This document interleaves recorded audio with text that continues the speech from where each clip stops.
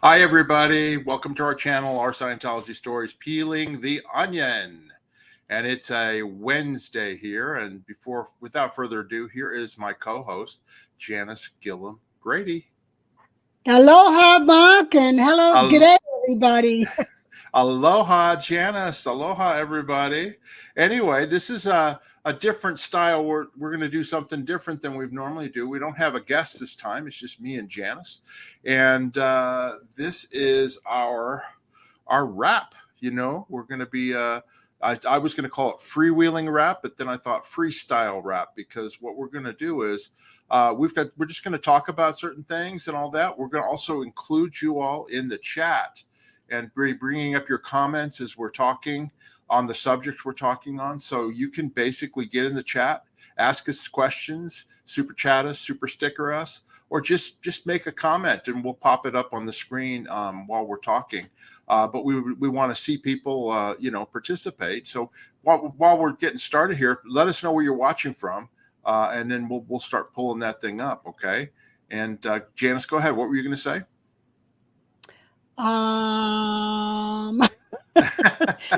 What was I gonna say?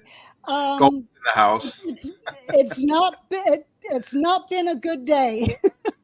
No, tell everybody what we're both having car trouble. So go ahead and tell your story, and then I'll tell mine.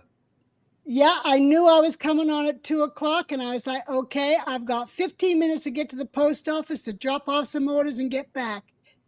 And I did that, and as I pulled into the garage, it suddenly says PSI 19, pull over to the side.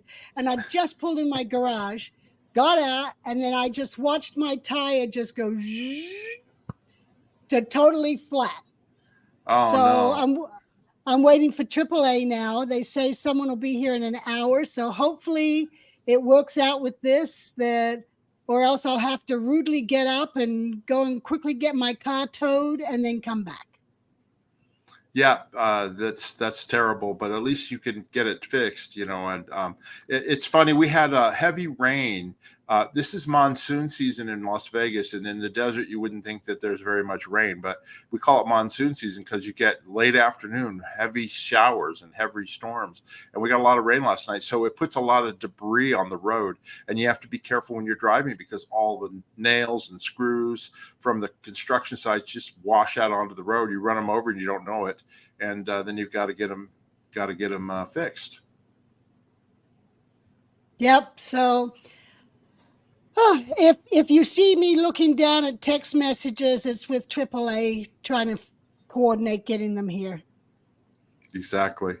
You know, the other thing that I have, my car is overheating. I have an overheating problem that's been going on now for the last couple of weeks. And tomorrow morning, I'm taking it out to get it fixed. And that'll take care of that. So I'm looking forward to that.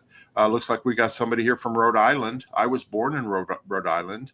Only lived there for about a week at Newport, Rhode Island, but that's where I'm from. We've got Lisa Pete from Arvada, Colorado.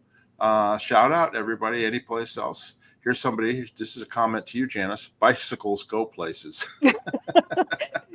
And my bicycle has a flat tire, but I do have a pump, and I can pump that up if I need to. Okay, and then we had Torrance, California is in the house, Stephanie Sandoval. And then we got somebody who looks like from Indiana, Bakersfield, California. And yeah, so we're just going to be popping up questions and things like that. And I'm going to show a picture here, first of all. This is my baby Misha, and we got this here. Let me take this down just for a second here. We got this gift from John Stiskowski, and I know he's in the house. I saw him commenting. It's a Mr. Bill doll, okay? And you got one for me and one for Janis. And so when I showed it on the last video we did, okay, and my dog was very interested in it. Of course, she would like to play with it and tear it apart. So here she is looking at Mr. Bill while I'm doing my video. And then there, whoops, sorry, wrong. And there she is. She's still looking at me. I'm holding it up. And then she's very interested in the video that we're doing. So this is my husky. This is Misha. And anyway, so that's what she was doing. And we want to thank John for the Mr. Bill doll. Janice, when I see you this weekend, I'll give you yours. We live in Las Vegas, but we live 20 minutes away from each other. So we don't see each other all the time. But anyway, that's what's going on. And here he is right now. Oh, no, John. Oh, no. Thank you very much. And Goldie says the doggo has evil intentions. You know what happens? I don't know about your dogs, Janice, but if I give my dogs a stuffed toy, my dog gets a stuffed toy, she will rip at it until she gets the stuffing out. And once the stuffing comes like a tear, she'll just destroy it, Yeah, mine do that. They love the lamb chop. I have a cemetery of lamb chops, and all the little squeezies get pulled out as the first thing. They got to take it out of the paws and take it out of their gut, and then it gets deserted, and then they come back and take out the stuffing.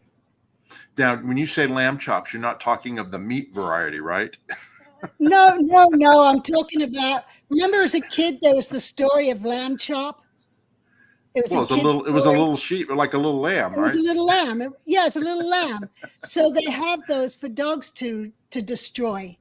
And so mine just go crazy over lamb chop. Yeah. Hold on one second. I got to turn my phone off. Sorry about that.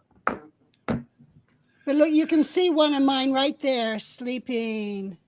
Oh yeah, right down there. Both of them are right there on the floor. Back to back sleeping. Yeah, and that's Rocco and Moose, right? Rocky and Moose. Rocky and Moose. Rocco. Yes. Rocky and Moose. Yeah, and we did manage to blur. Actually, I was able to edit out the portion where they were having some doggy 2D time behind your shoulder on the video we did with Neville Chamberlain on the Sea Org, the invasion in Spain, part 2. Yes. Yeah, that was funny when we recorded it. And Neville just kept talking as if nothing was happening. I don't think he saw it, but yeah. I said, Janice, get your dogs under control. And then and then I couldn't stop laughing. Yeah, there was some doggy 2D time. Hi, Juliana. How you doing? She's a good friend of ours here. And let's see what else we have here. Oh, somebody's commenting, Catherine, Mark, it's nice to put a face to the barking. Yes, the barking for me is Misha, but if you hear barking from Janice's side, it's Rocky and Moose. Anyway, let's go to the big news right now. I think everybody, I don't know if you all have heard, but Leah Remini has filed a lawsuit against Scientology and David Miscavige today for basically the harassment that she's received since she started speaking out and, you know what I mean? And fighting against Scientology since she left. I don't know, Janice, did you get to see any of it or hear about any of this? No, I just read the headlines on Tony Ortega's and I thought, I got to come back to read this, but I haven't had a chance to read it because I had a flat tire. Yeah. Basically, she's, she's been through a lot of harassment between the hate websites. And then when she did her book tour and also her TV show, she's been followed by private investigators. They've contacted her family and friends and harassed them. And she's basically had enough. And she's built up quite a case. As a matter of fact, she alleges in the lawsuit that Scientology, not only went after her, but they also went after people that she did business with, like they were interfering with her contracts for her podcast. For instance, the podcast that she and Mike were doing on iHeartRadio, it was very popular and it was doing really well. But Scientology, according to the lawsuit, they went after, first of all, the people who were showing the podcast, iHeartRadio, and there's another affiliate of theirs, but also the advertisers that were on there too. And they were really harassing them, sending them letters, doing all sorts of stuff, and fair gaming them. So it interfered with it, and that's why we don't have a podcast from them anymore. Okay, and then the same thing happened with some of the other stuff that she's on the Game Show Network with People Puzzler. That show's still on the air, but the producers of that and the channel, they've gotten harassed by Scientology. And also A&E, when the Aftermath show was on, They went to great lengths to try and spread black propaganda about Leah and Mike, and also the people that were on the show, and they were harassed as well. So, Leah's standing up for her rights, her constitutional rights, and the constitutional rights of the people that were on the show. And, and we'll see how it goes. She's got a big time law firm representing her out of Florida. I think they're representing another Jane Doe lawsuit or whatever. What'll be interesting to see, Janis, is if Scientology comes after saying like, oh, well, you signed all these agreements that anything any disagreements you had with Scientology would take to Scientology arbitration. I'm sure that's going to be a legal tactic that they're going to try, but I think the lawsuit doesn't. I think it's going to cover the stuff that happened after she left Scientology. So we'll see what happens. Right. What do you think, Janis? Yeah, I agree. Let's see what happens. I mean, I'm just knowing what you're telling me, so I can't comment on anything else. Well, Fanatic High Desert Railroader says, read the complaint, very long and informative. Right. You can find it online. Tony Ortega has it on there as well as other people too. So anyway, so that's what's happening with Leah's lawsuit that just hit the news today, and she put out a press release and all that. We'll see if it gets picked up by the media. Anyway, we wanted to find out from you all, what do you want to know, and what questions. Also, let us know in the chat, if there's a show that you'd like to see us do, or somebody you'd like to see if we can get to interview. We're wide open. Anyways, here's a comment here, Janis. What a beautiful top you're wearing. Oh, yes. Thank you. It's actually a dress. But thank you. I appreciate the compliment. And hey, you got to check out. Hang on, she's got to check out my earrings. These are onions. Oh, they're not onion? The peel. Yeah, they're not the peels like I had the other day where I had onion peels. But these are little onion earrings. And where'd you get those? The onion. Did you get those from Etsy? Yep, from Etsy. I went on there and I put on onion earrings, and I found the earrings and I found a necklace. That's funny. Donna Jenkins thinks that we should have Hannah Whitfield, Hannah Eltringham Whitfield on. Janis, why don't you talk a little bit about Hannah? You've known her a long time, right?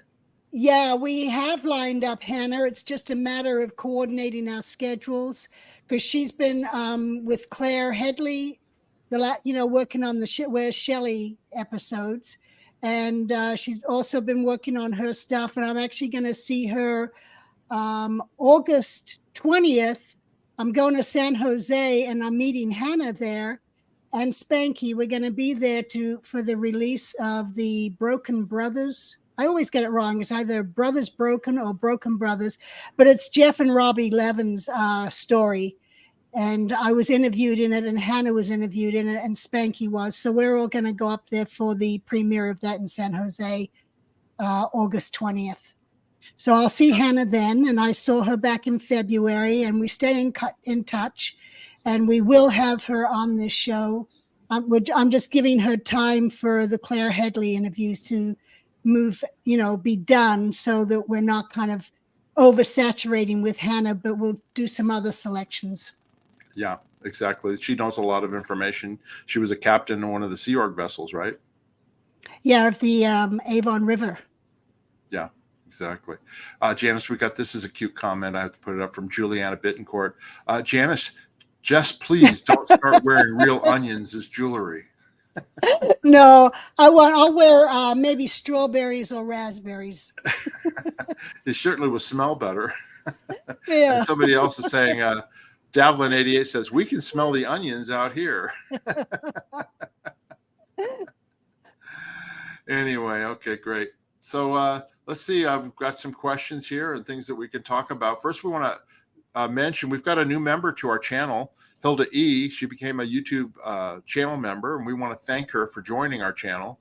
And just wanted to mention again, if you want to join our channel, you just have to go to our homepage on our YouTube website and just click the join button. It's on the homepage, and you can do it from a laptop or computer or an Android phone. if you've got an iPhone or an iPad, you have to enter through Google Chrome and then go to YouTube, and then it'll have the join button there. But we've gotten well over half way to our goal. We have till August 10th to get a certain number of members, and I think we just need about 12 or 13 more. So it's only $3.99 if you want to be a basic supporter.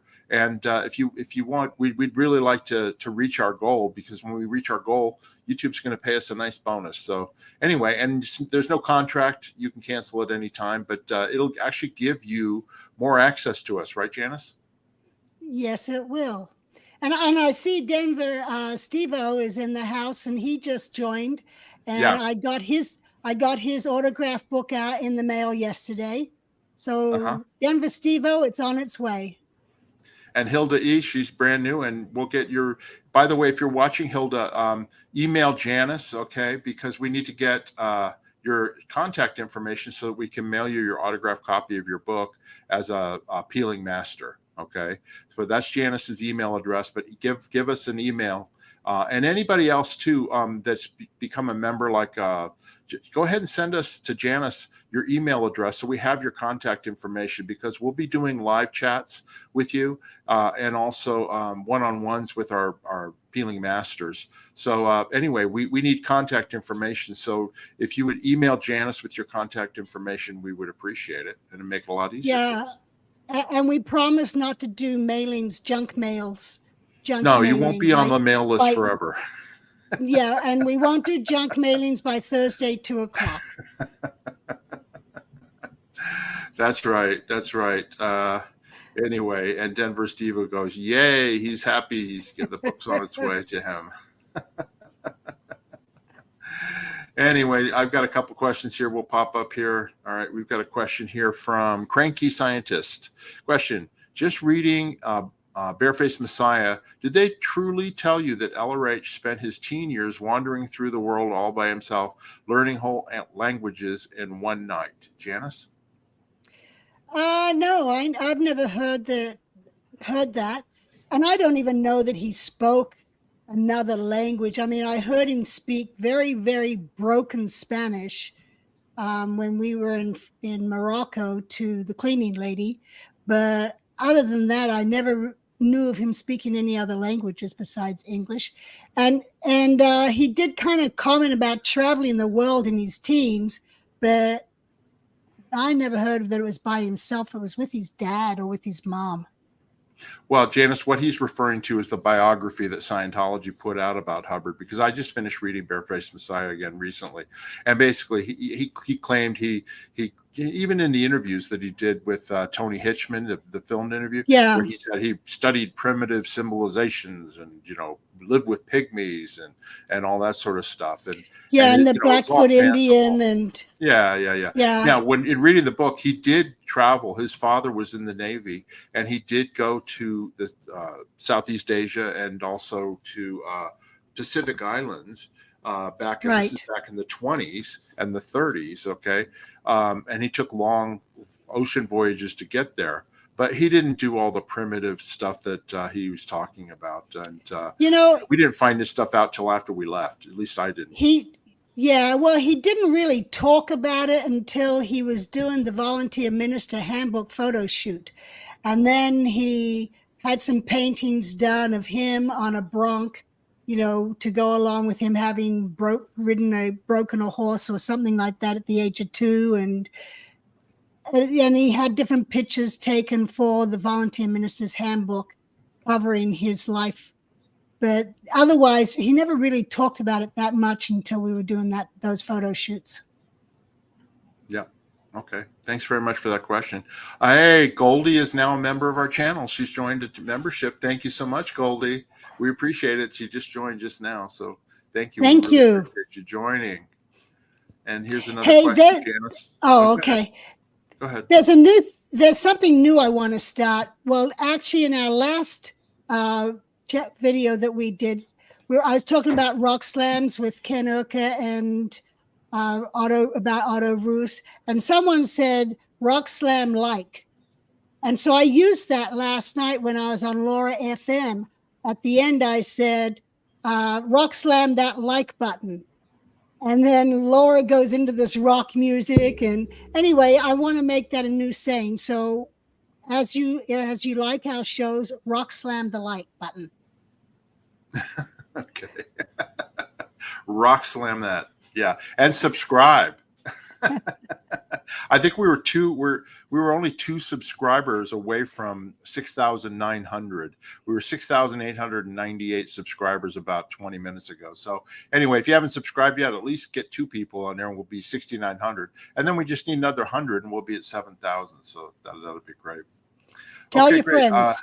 Tell your friends. We've got another. Here's a question. Let's see. Where's it at? Yeah. Gotta find it. Right here. Catherine, Janis, I love the chat with Lara. I hope to see more with you two. I think you're a great resource as she continues to peel her own onion. That's right, Janis. You were on, you did a live stream with Lara FM last night, right? Why don't you talk about that?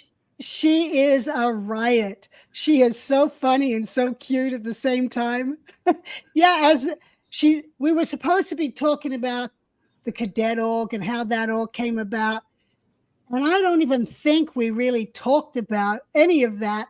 She was just asking me questions because I said to her, well, I'm a second gener too. I was born into Scientology. And they're like, and it was like a wow, you know, because my parents got in 1953 and I was born in 56. And it just went from there, her asking questions. And yeah, she was definitely peeling her own onion. It was a lot of fun. I did a live stream with her on Aaron's channel a couple of weeks ago and all that. And I never seen her or heard her, but she's full of life. That's for sure. She's a live wire. Yeah. Yeah. Okay, great. And then, hey, listen, Denver Stevo says, now I can call you Goldie Gillham Grady. For Goldie, she's now a member of our channel. Oh, okay. You can call Goldie Gillham Grady. That's funny. Oh, we got another new member. I know we got another new member. I'm just going to go in here and see. We're here right here. Meg Bengi. She's now a member of our channel. She's joined. So thank you very much for that. And we appreciate that. Okay. And then here's another question. Janis, how long did it take to convince your father of the truth of Scientology and their tactics? Why don't you refresh people on that story real briefly? Okay. And then, yeah. go to the details. It's AAA. Can you just cover for a sec, Mark, while I take this call? All right. We'll come back to this question. Okay. So I'm going to take it off and we'll come back to you. Okay. Anyway. Yeah, she's got to go and get her car. We've got another new member here. Here's another one. This is AKS 1974-100 has become a member of our channel. Hey, thank you so much for that. We really appreciate it. And the perks that come with your membership, we'll be getting those out to you shortly. And then, like I said, we got another new member here too. Sorry, Mr. Crow. Mr. Crow became a member, so we just added another member too. Anyway, any of you new members, please email Janis at her email address, okay? And send us your contact information. We just need an email address so we can contact you when we're going to do live streams and things like that. So just go ahead and send it to them. Janis, we added 2 more members. Oh, terrific. Yeah. Terrific. Yeah, that is good. Mr. Crow and AKS 1974-100 and joined Meg and Goldie. And so anyway, that's really nice, you guys. Here's another new member, Janis. Donna Jenkins is now a member of our channel as well. Thank you so much, Donna. Hey, Donna, yesterday when I was talking to Lara FM, she thought that Annie was the same as your mom. And then I pointed out to her, Annie Tidman is Annie Broker and Jean Tidman is her mother. And Lara was saying how they'd come home from school and Jean Tidman in her old age would work with all the teenagers on their homework and schooling and stuff like that. And she really enjoyed working with your mother. Anyway, I just wanted to bring that up. We need to explain. Donna Jenkins, her maiden name is Donna Tidman, and she's the sister of Annie Tidman Rush Broker. Okay. So anyway, and Donna's been a regular viewer on our channel. So Donna, thank you so much for joining, and we really appreciate that. Okay. Let me get back over here to the live stream, and let's see what else we've got going on here. Let's see. How's it going with your car, Janis? Well, they'll be here in 27 minutes. So Okay. I'm just asking a neighbor to see if he can help cover it for me. Okay. That sounds good. Let's see if we got a question here. This is from Stephanie Sandoval. Question: are you related to Jeffrey Augustine's wife, Janis? That's Karen. Yeah, Karen. How I'm related to Karen is my mother was married to Heber Jens. Heber Jens was my stepfather. And then after my mother passed away, Heber married Karen Gilla Carrier. So I would call Karen, I would say she's my stepmother, because she's a step married to a step.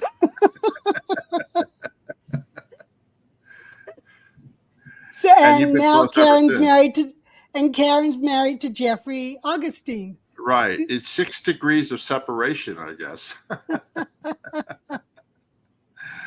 Anyway, so that, yeah, she is. That's great. And then Donna Jenkins says, that's cool. Thanks for the good news about my mom. You're welcome. All right, let's see what else we got in here. Have we done this? Yeah, this is the one on last night with Jared. Super fun. But you guys hold on. Janis on with Lara last night was super fun, but you guys seen her on errands in the afternoon, his reacting to Janis's story of tying Hubbard into a red chair. What was that story, Janis? I didn't see that. In 1973, when Hubbard came back from New York, shortly afterwards, he got in a motorbike accident, and he busted some ribs and shoulder, and he was in a lot of pain, and he wasn't taking any painkillers or anything for it, and he couldn't sleep lying down, or he'd just fall asleep, and then he'd roll and he'd wake up. Anyway, he didn't want to sleep in his bed, so we were trying, and he felt more comfortable sitting up. So we cut this red chair out of storage that he'd had in his house in Las Palmas, and we set that up in his cabin, and we'd have to lower him into the chair because one arm was messed up, and I don't know why he didn't just use his other arm to help sit himself down, but he would hold his hand out, and we'd have to hold on and lower him down into the chair. I'm giving more detail to you guys than I did on the show yesterday. But anyway, and even when he did lie down, we'd have to pull him out of bed with that one arm with all of our strength. I mean, you're talking, I was probably, 17, 18, Anyway, so we get him in this red chair, and he slept in this chair for probably a good month. And so this was a month of hell. And in my second book, I call it The Red Chair from Hell. And then we'd have to get him comfortable, and we had these big balls of cotton wool, and we'd stuff it down the side and put it under his arm, or we'd have a sling on it, and then he'd sit there and we'd think he's falling asleep, and his head would go back or his head would go forward, and he still couldn't sleep. So we came up with a solution. We'd get him all comfortable, and then we'd put a scarf around his head and tie his head to the chair, so his head wouldn't fall forward and wake him up. So this was great.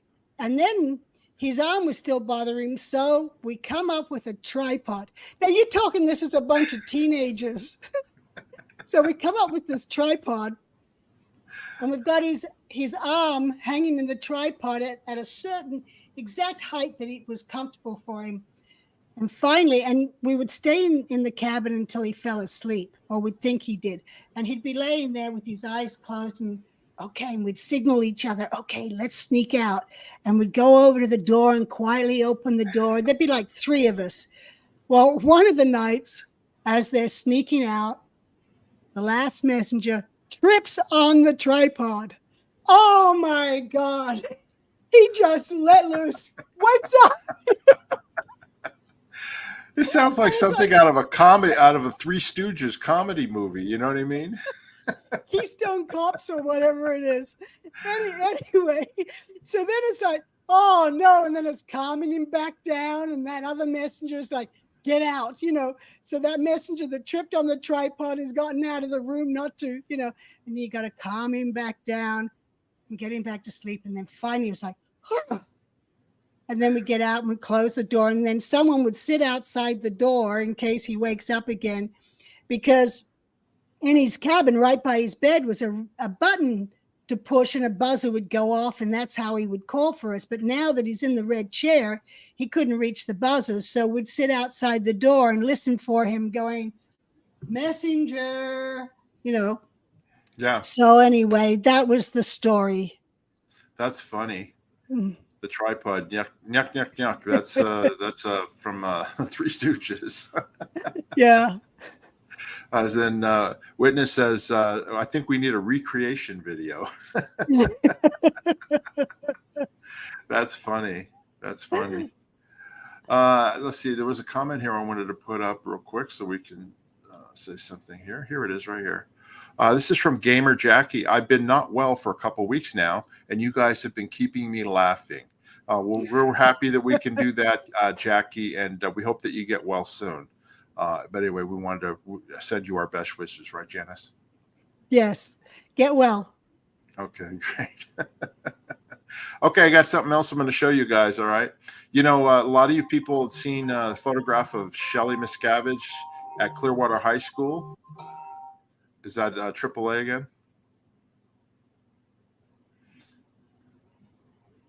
Hold on one second here, and I'll go back to the live chat here.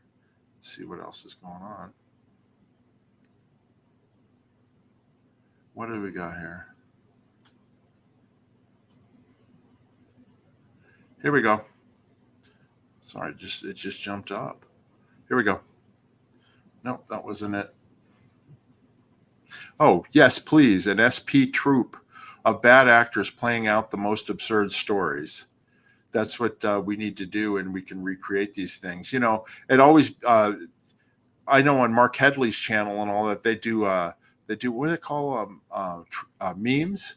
They did memes and stuff like that. Where with Hubbard, and he could be in the chair and all that, and they're pretty funny. I'm sure there's some creative people that can do stuff like that. So, anyway, Janis, are you back, or are you still over there?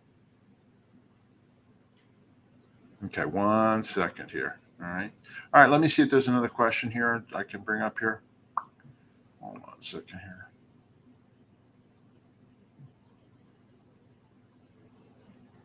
Okay, this is from Zachary Ante.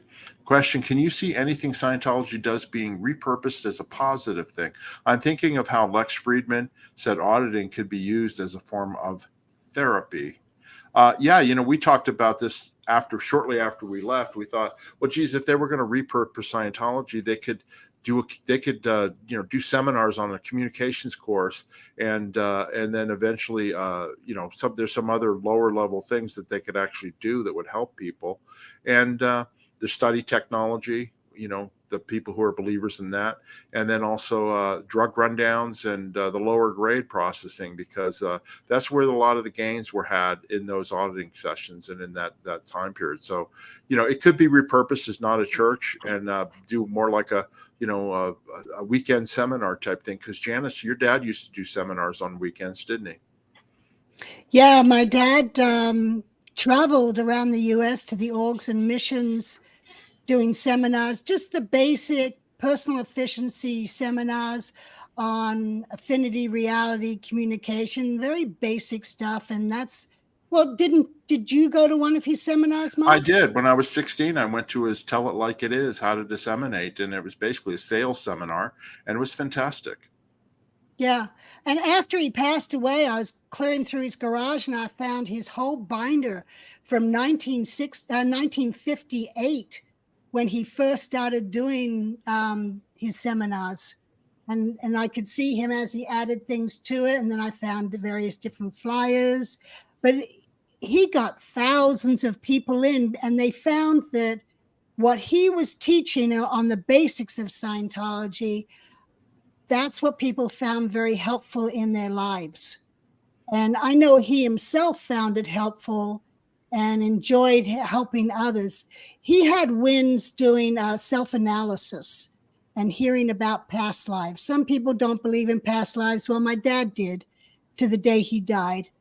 And he enjoyed doing the self-analysis steps on himself because he felt it was a self-help. And they're asking, when did your father do the seminars? The 60s, 70s? 60s and 70s.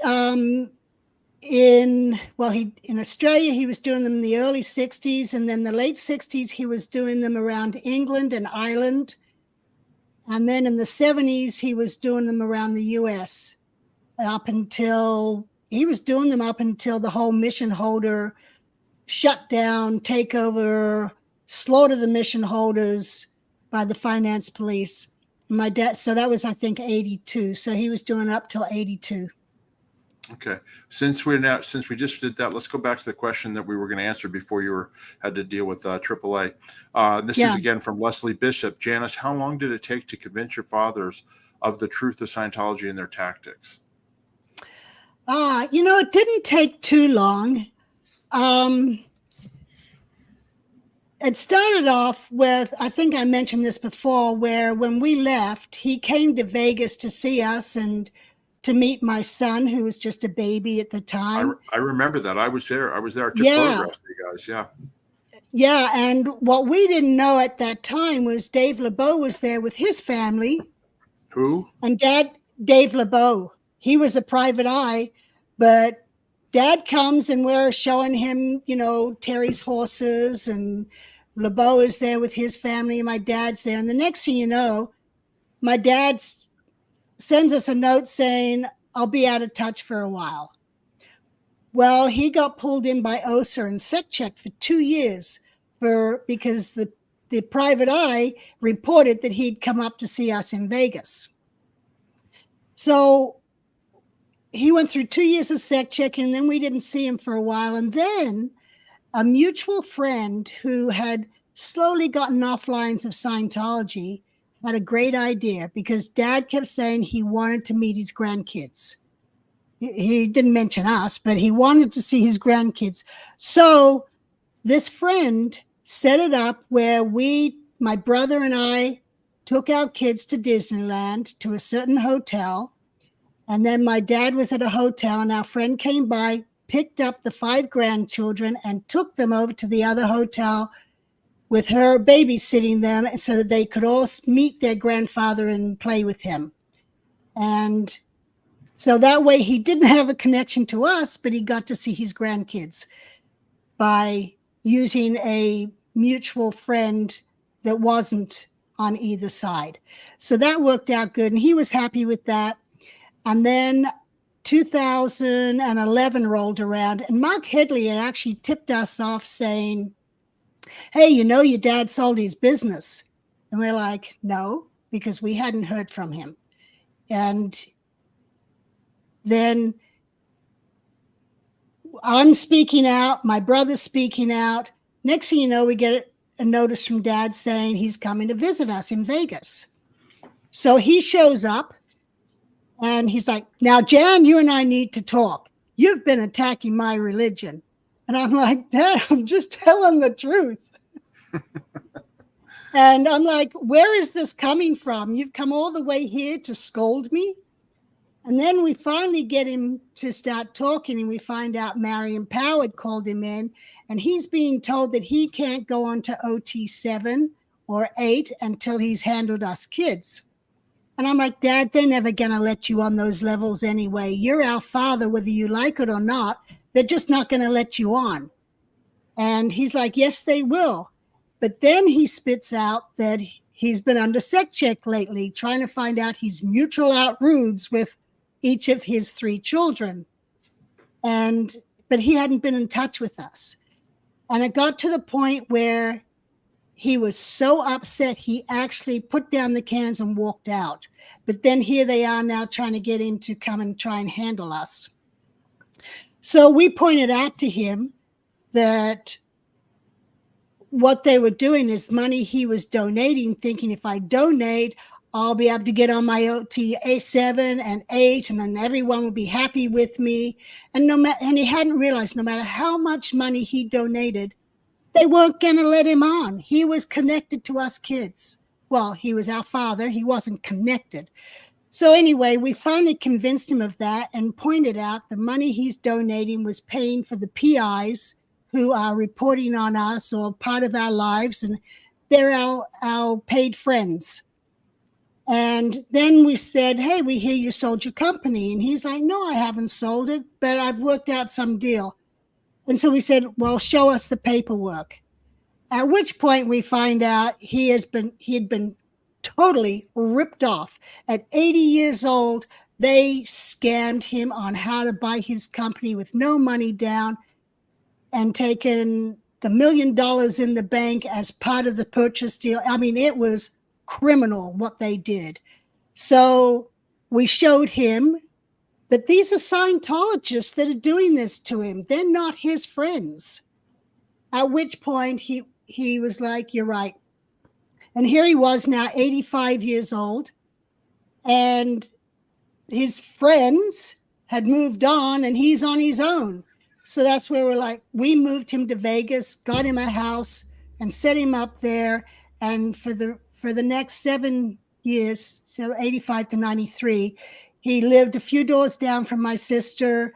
He had dinner with us nearly every night. He finally had a family. He got to see all his grandchildren, and he was still a believer in Scientology, but not the Church of Scientology activities, organization, or whatever. And so for 60 years, he was a believer to the day he died.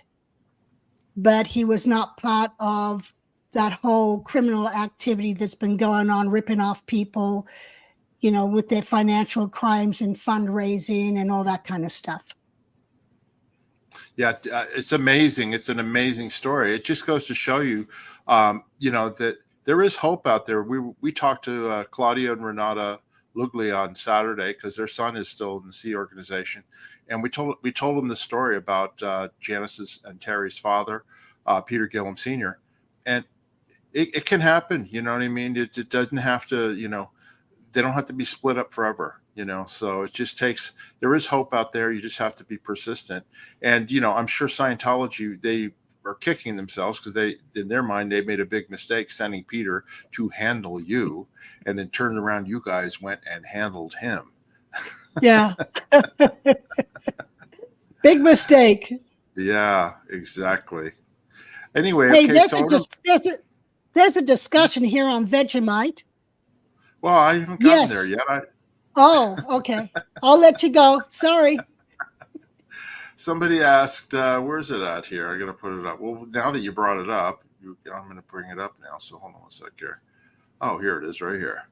From Mr. Crow to Janis and Mark. Vegemite, yay or nay? Yay. Nay. I'd rather suck on a B1 capsule, okay? That's what it tastes like. No, it doesn't. But it is good B1 in it. I know. But, I do have Vegemite, and every now and again I'll go, oh, I'll have some Vegemite for, on some toast. And I was in Virginia visiting Ronnie Miscavige, and he says, do you like Vegemite? And I'm like, yeah, I do. He pulls out this big jar of Vegemite, and he's like, he had 2 of them. And he says, these were my dad's. And I said, your dad like Vegemite? He's like, yeah. I'm like, oh, okay. Well, he's like, do you want one? And I'm like, yes. So I got a big jar of Vegemite now. Hang on, I'm hearing a knock.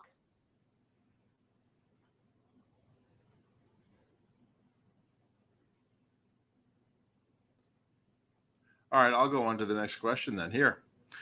This is from Cab61. Did you have interaction with Tanya and Stefan Castle? I recently saw an old TV report on her escape.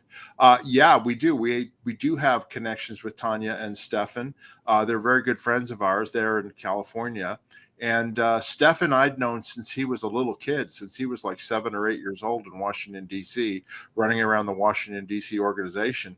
And then he eventually joined the Sea organization and then was up at the Gold base up at Gillham Hot Springs.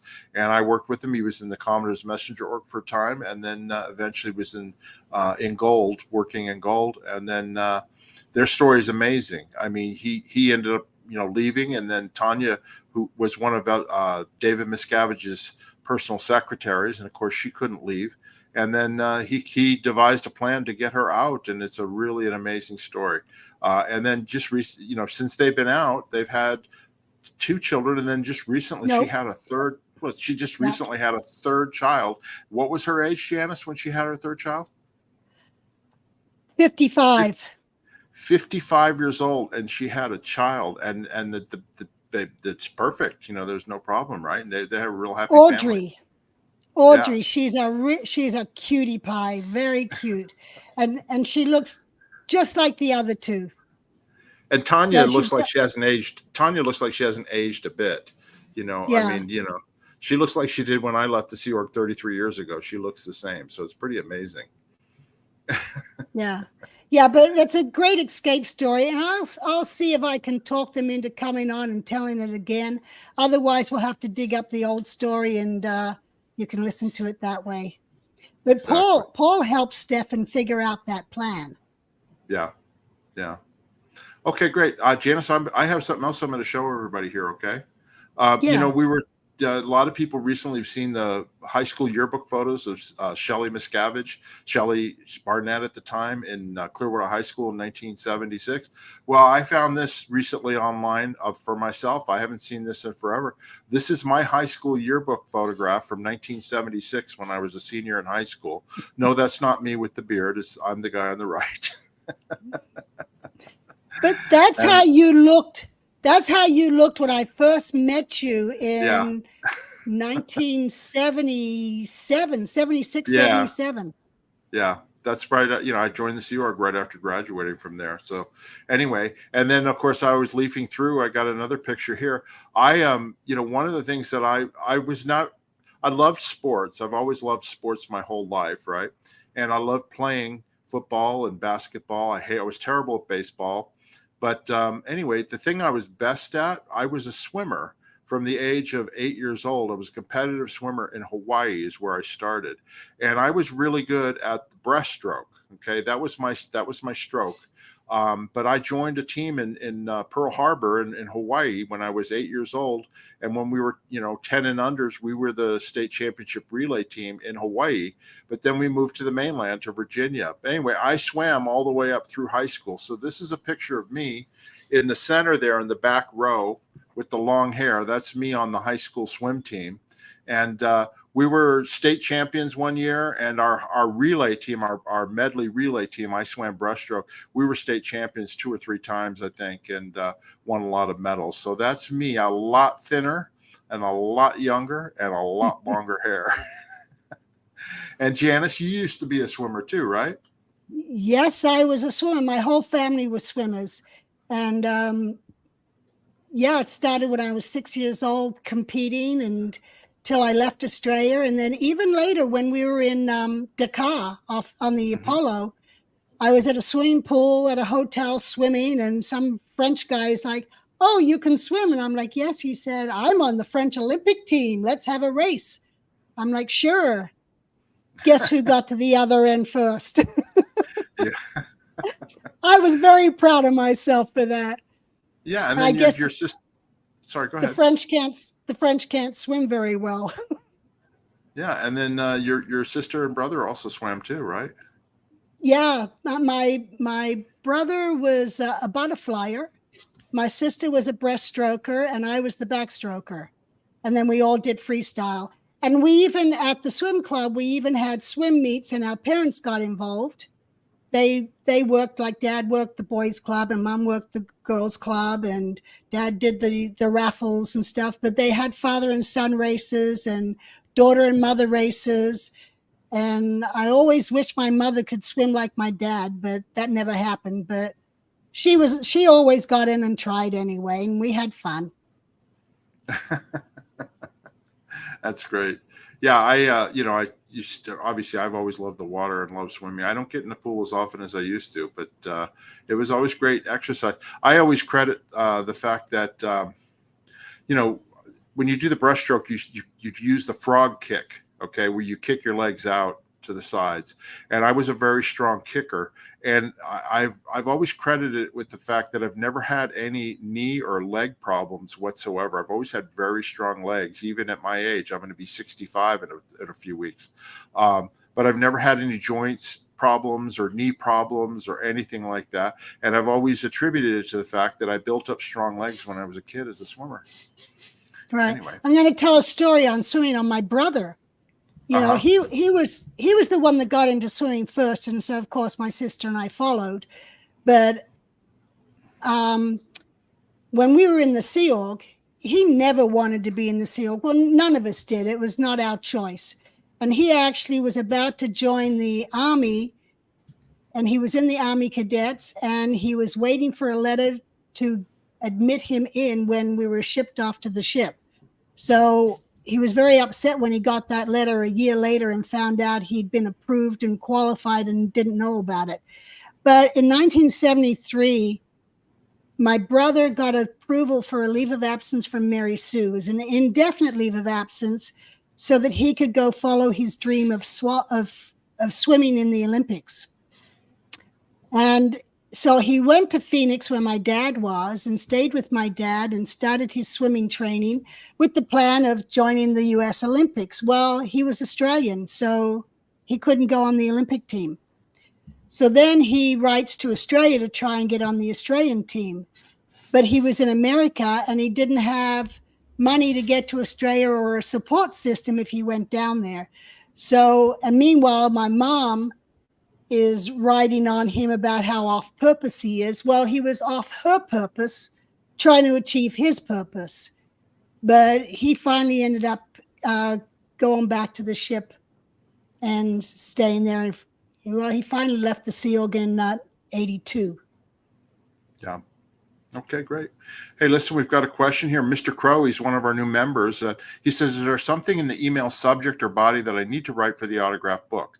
So what you need to do, is Janice, he just needs to email you at this address. And then he should say, if you, Mr. Crow, if you want her to personalize the autograph, write down in the email what it is you'd like put in there.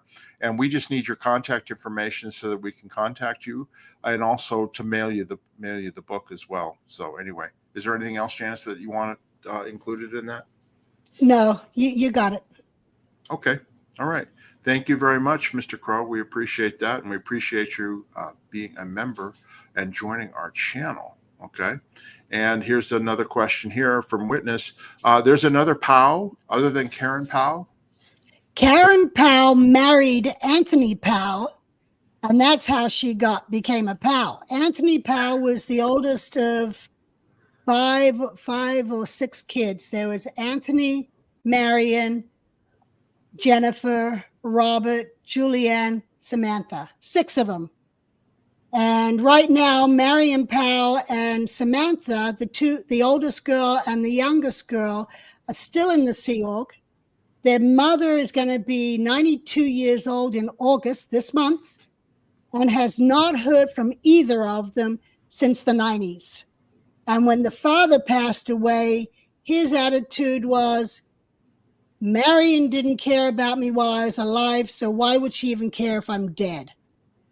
And so he didn't even want the family to let her know that he'd passed away. I have to take this. It's AAA. Okay. So while we're doing that, I'll bring up the next one here. Under Parthy. Aloha. Love you both. Mark, I will be 65 on the 27th. I will be 65 on the 29th of August. And I was always proud of the fact that on August 29th, 1958, I shared the same birthday as Michael Jackson of the Jackson 5. When I was a kid and he was 10 years old, I went, Michael Jackson shares my birthday. So that I was always proud of that fact. But anyway, an advance happy birthday to you. And we're fellow Virgos here. So anyway, and somebody asked, where can you get Vegemite in the U.S. And Mr. Crow says if you live in the U.S., you can get Vegemite at Cost Plus World Market. So thanks very much for that information. I'm sure everybody appreciates that likes that yucky stuff. Okay, there's a couple other things I wanted to show you here, okay? We've got this video we did a couple weeks ago. Here, I'm going to take down, hide the comment. Okay, here we go. Scientology lies again, not supposed to be the boss. Okay. And this was part one of our story about David Miscavige and how he basically took over power. And, how connected was he really to L. Ron Hubbard? Was he really the person that they most often seen and all that? Well, it's a bunch of crap, right? And we ended off right at where, L. Ron Hubbard dies and Pat Broker and Annie Broker are basically there up at the ranch where Hubbard died.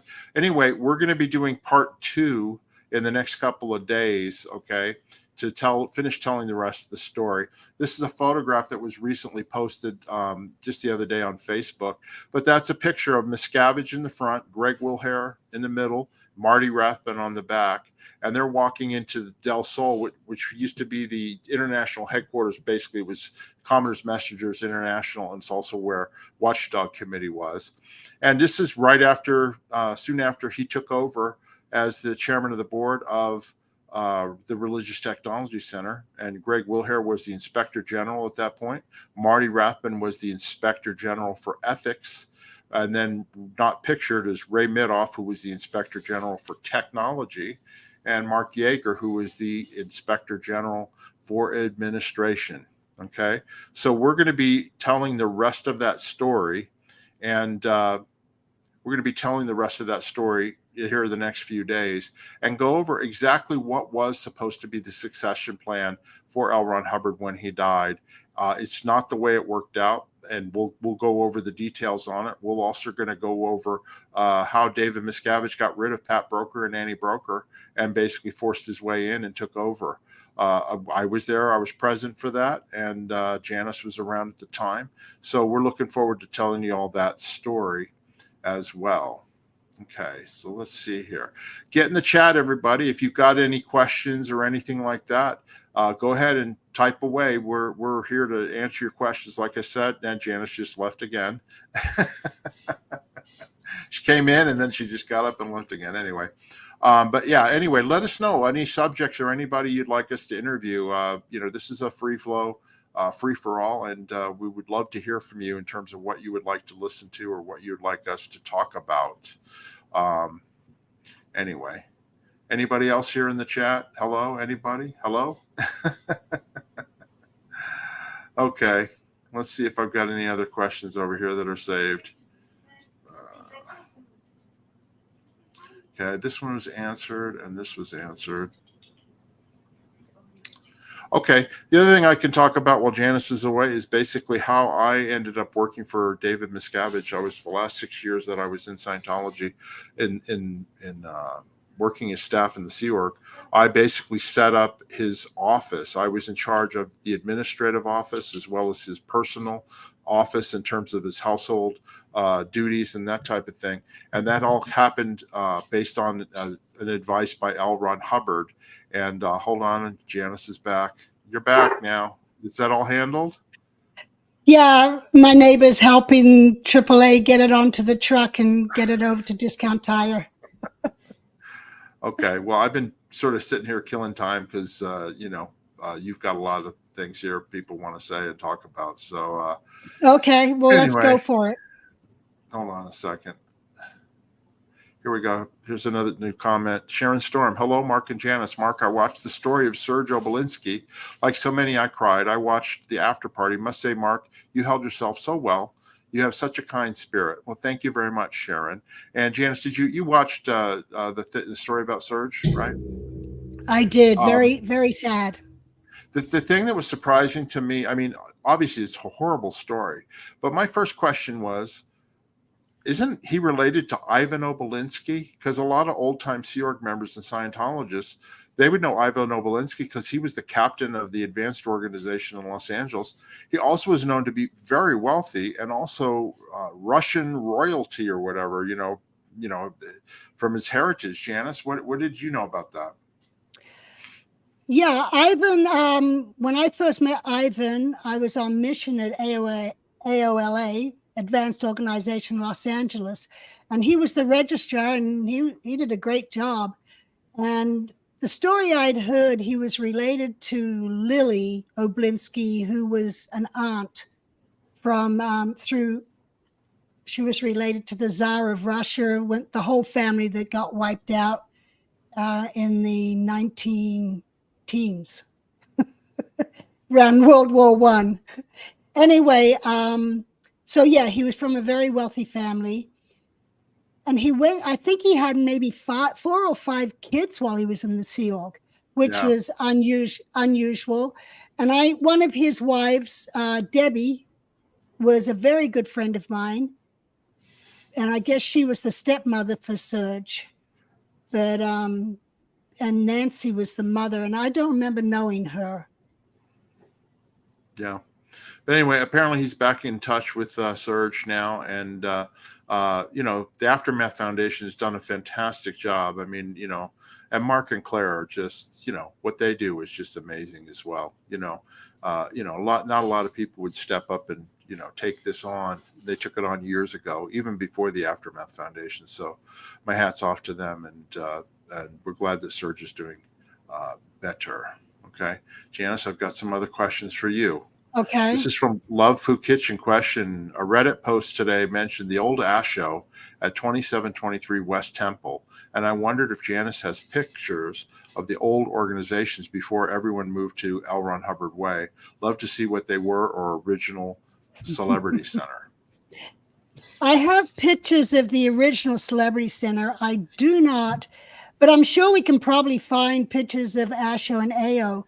But that reminds me of a story on the Advanced Organization. In 1976, 76, Hubbard had just moved from Washington, D.C. to the L.A. area. And I was at a relay point at the Follow at the time. And Hubbard had gotten reports about how they had all moved, the AO had moved to the Fifield Manor, which is now Celebrity Center. There was an annex there, and the Advanced Organization had moved into the annex. And that's where I'd met Ivan. Anyway, so Hubbard sent me a message saying, go down to the old Advanced Organization building and see what kind of state they left it in. So I get someone at the Follow to drive me over there because the car we had was being used for comm relay. So Brian Sheen and I go and drive downtown to the old AO, and we do an inspection of it, and it is just left as a total dump. And there was mattresses on the floor and pillows and blankets left in places. And there was bowls of cat food, and someone had some cats that they were feeding there. Anyway, I do the inspection, and we're driving back, and we're on the freeway. And I say to Brian, what are these little things that are all over me? And Brian's driving. I pick one out, and Brian goes, those are fleas. And I'm like, pull over. And so Brian pulls over, and I jump out of the car on the side of the freeway, and I'm trying to get all these fleas off of me. And it was from walking through the old AO building where they'd been feeding the cats that these fleas had all gotten on me. So I'm trying to get them all off of me. And when we get back to the Follow, which was located at the Hollywood Inn on Hollywood Boulevard, it's still owned by them. I get back there and I write up my report, and I'm telling Hubbard about the fleas that I got fleas from going into that building. So then he writes me back and gives me some instructions on what to get the Follow to do about it. But then he says, get some DDT powder to get rid of the fleas, put it all over your clothes. And I'm walking around the Follow going, what's DDT powder? And someone says, that's illegal in the U.S. That was I'm like like, in the I don't even, 70s. Yeah. yeah. Well, it was 76. I'm like, I don't even know what it is. And they said, no, just go to a pet store and get some flea powder for dogs and just put it on your clothes. But anyway, that's God. my story with the old AO building. Oh my God. No fleas, please, Dennis Mason says. Poison. DDT is poison and all that. Anyway, that's a great Yeah. story. Okay, I've got a couple more questions. Here's one here from XSEN. How would you feel if L. Ron Hubbard was your father? I would not like it because he was a horrible father. I was around him and around his kids that were in Scientology and the Sea organization. He had a horrible relationship with his kids. And I liked them, but they were not on top of the world. They, they didn't have a good relationship with them. And then reading Barefaced Messiah, I find out that he basically was a deadbeat dad on his first kids with Polly, his first wife Polly, and then he was married to a second woman at the same time. And he disowned his other daughter that he had. Was it Alexis, Janis, that he disowned? Alexis. Yeah, and so I Yeah. would definitely not want him to be my father. How about you, Janice? You're all blurry. What did you do to your camera? I know I coughed and suddenly I'm blurred. So I got to Get a figure tissue that or out. something. Get a tissue and wipe the lens of your camera. Well, I coughed the other way. Well, I don't know what happened. There you go. It's clearing up a little bit. That's better. No, it hasn't. Oh, all right. Anyway. Try going out and coming back in real quick. Okay. Like remove yourself from the studio and then come back in and see if you get a better connection. No, that's okay. No. Anyway, go ahead and answer the question. How would you feel if L. Ron Hubbard was your father? Everyone, just imagine you have bad eyesight.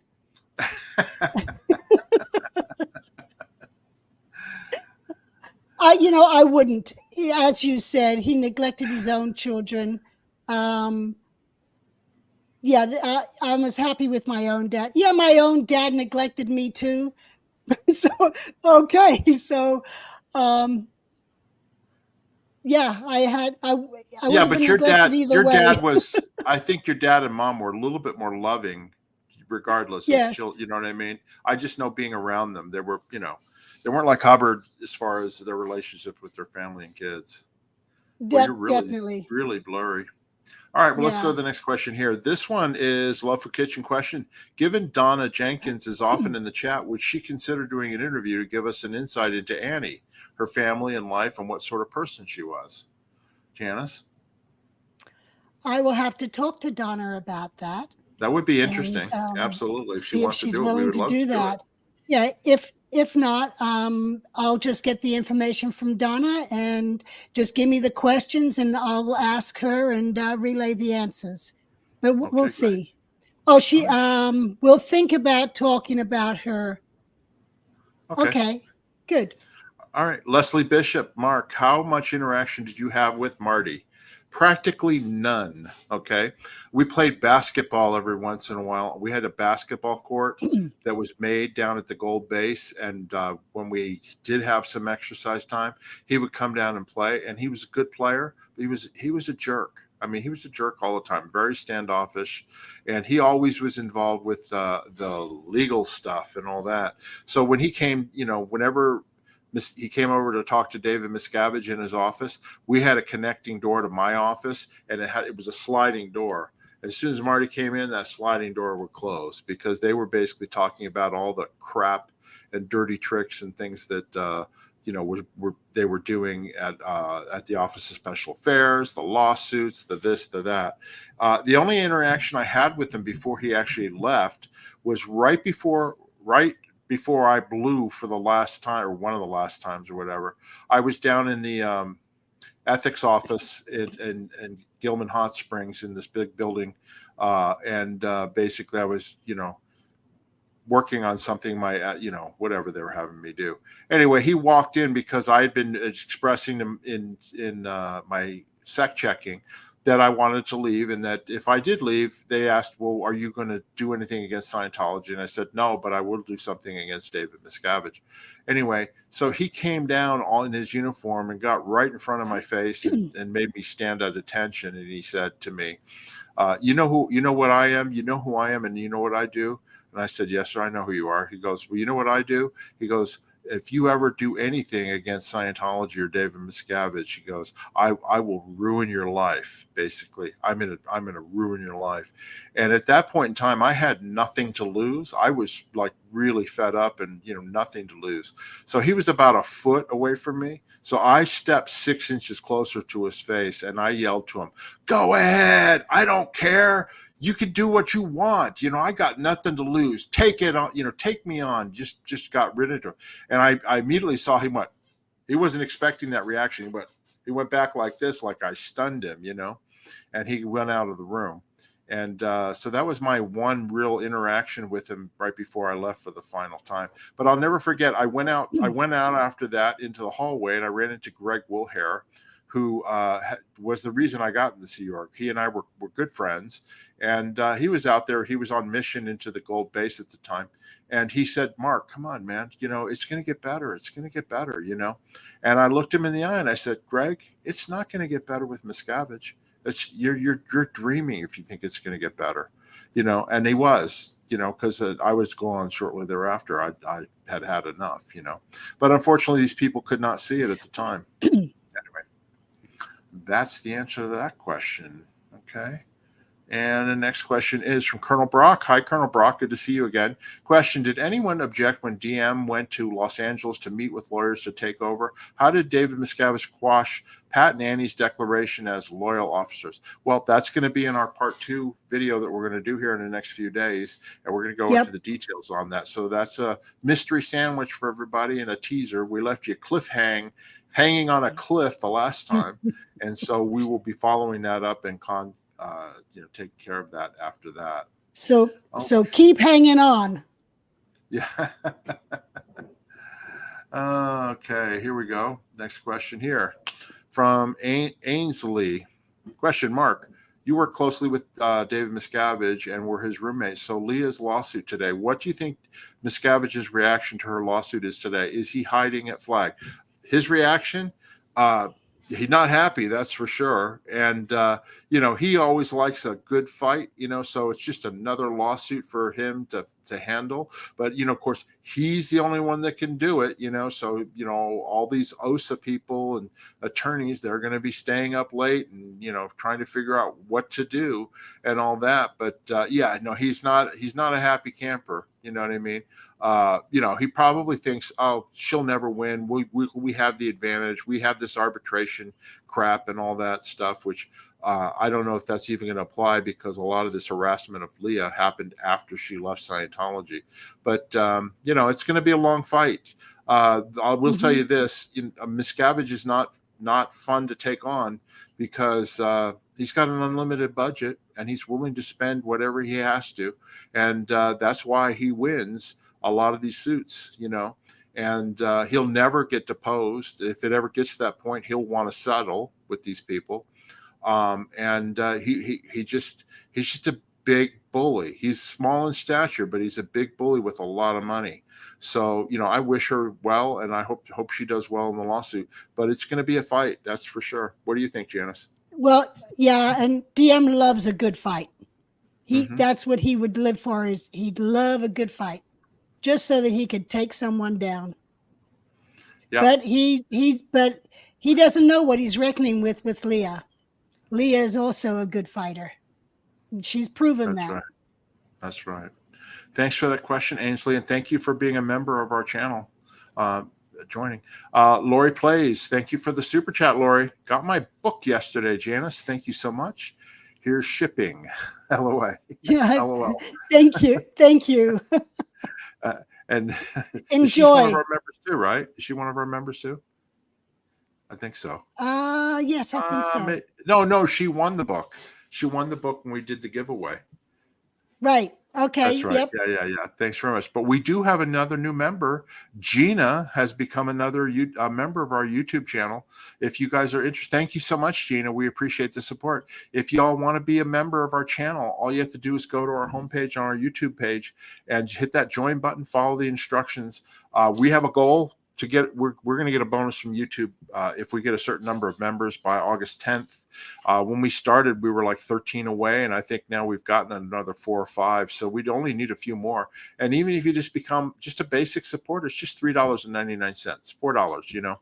And there's no contract. You can cancel at any time, but it would sure help us. And of course, you get perks with it too if they become our top level, which is our we have 3 levels. We have our peeling supporter, then we have our peeling professional, and our peeling masters, the top level. You get an autographed copy of Janis's book, and we're also going to do live one-on-one StreamYard chats with our peeling masters one-on-one, where you can ask us anything you want for 10 or 15 minutes once a month. Okay, so if you want access and want to, talk to us personally, that's a great way to do it. And that's to become a peeling master. So just go to and join, like Gina and Denver Stevo and all these other people have joined up, and we would really appreciate it. Okay. So we'll go to the next one here. Question, Donna Jean Valasilio. One of the reasons I love this channel is it is inclusive. Janis, being a messenger, did you read any of the papers he sent on? I think you call them proclamations. No, acclamations is what you're talking about. Oh, yeah.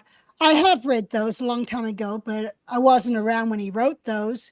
But as a messenger, I'd go into his office to report back on a message, and I'd stand there at his desk, and he'd be writing away, and I would stand there and just kind of read upside down whatever he was writing.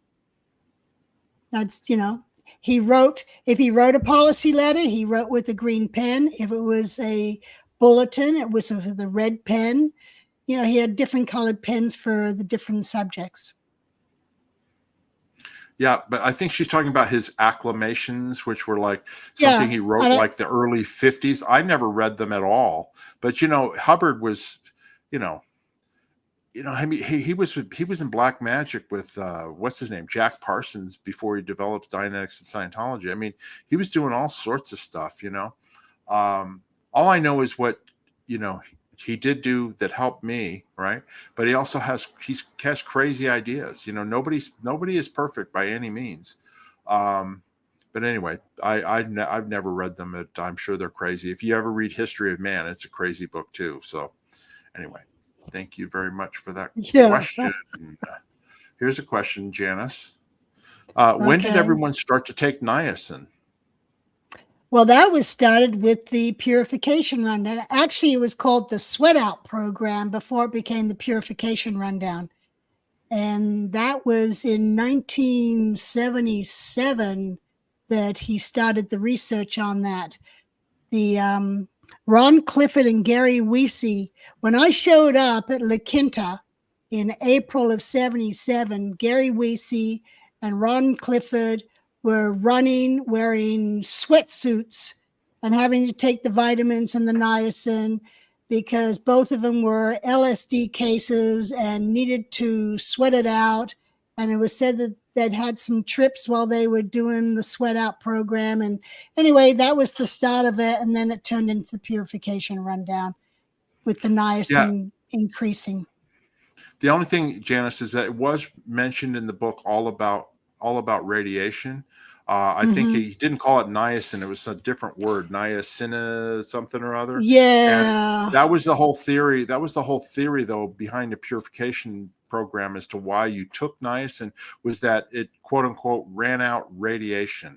Any radiation you'd gotten from the sun or a sunburn or anything like that, it would run it out. And it's actually pretty amazing, Janis, when I don't know if you did this, but when we did the Purification Rundown, people would be taking the niacin and sunburns would turn on that they'd had in the past. So like women, if they had like bathing suit straps, or men who had like farmer's tans, literally the part where the burn was would turn red again. And the part that was white skin and protected would turn white. It was pretty amazing. I don't know why that happens, but niacin for some reason does that.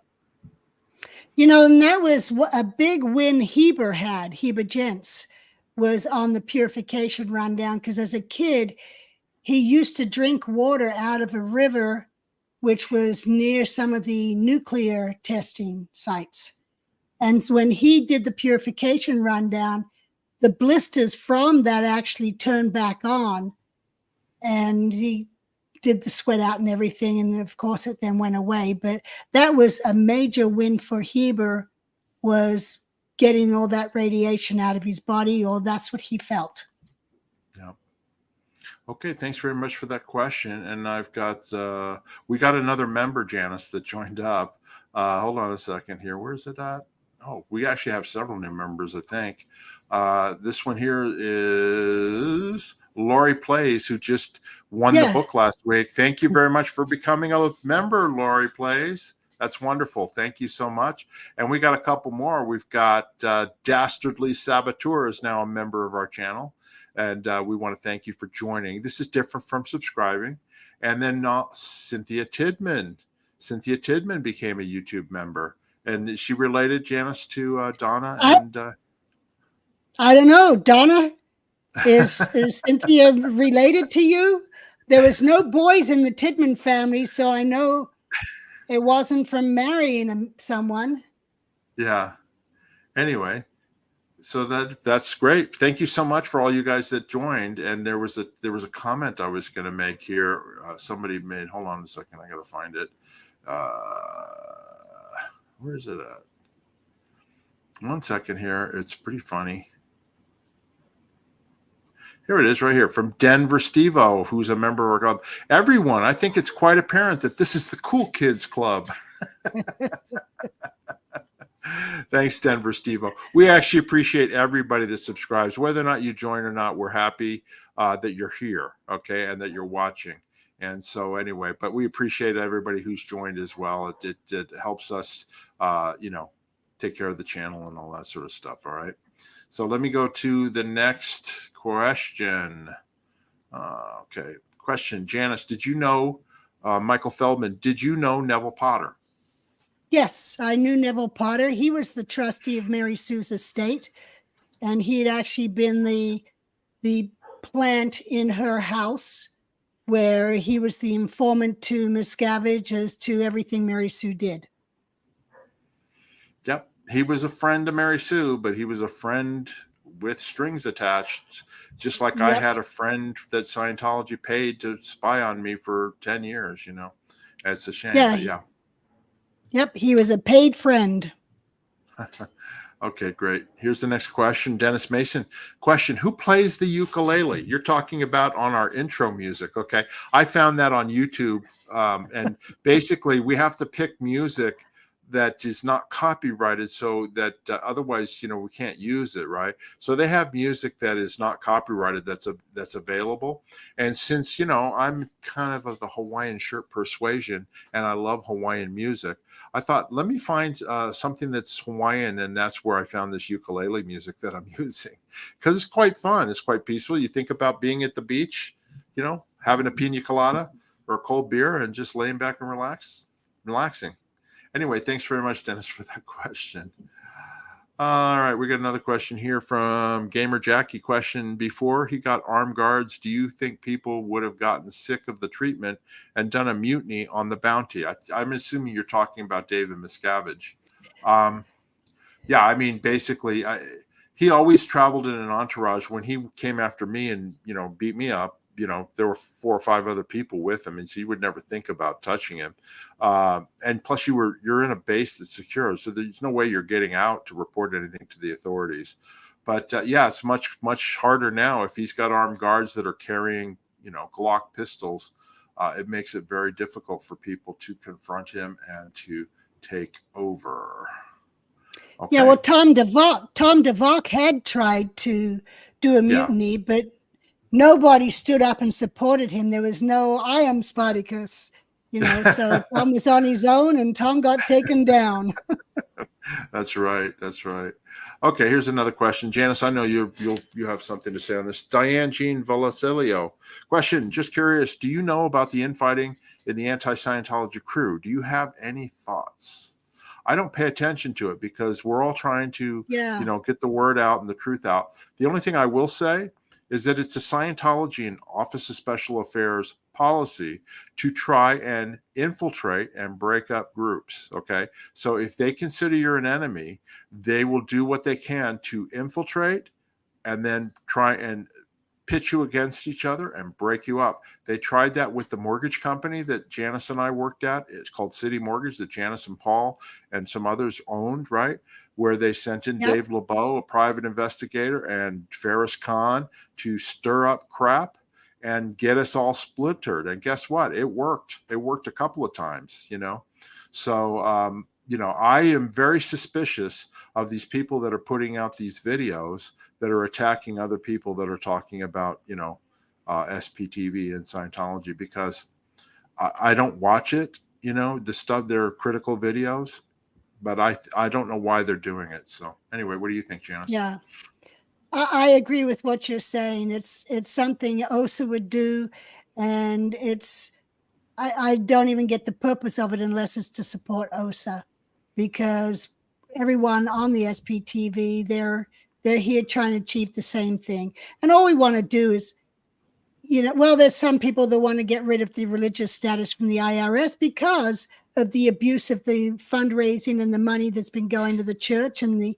lack of support of local communities, and the criminality that is going on, taking people's money.